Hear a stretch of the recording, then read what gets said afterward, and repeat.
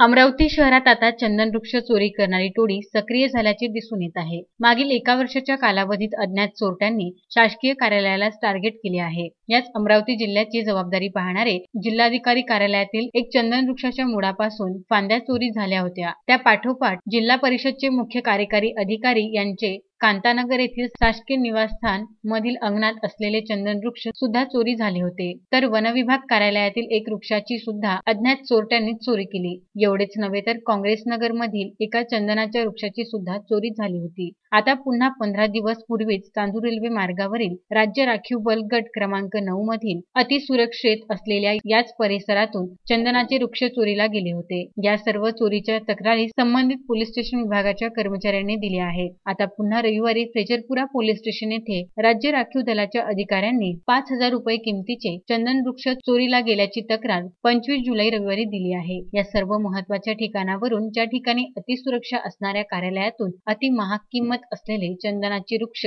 चोरीला जाणे नवलच नाही का? या सर्व घटनेवर अद्यापही चोरटा पोलिसांच्या हाती लागला नाही, हे विशेष। अजय शृंगारे, विदर्भ न्यूज, अमरावती।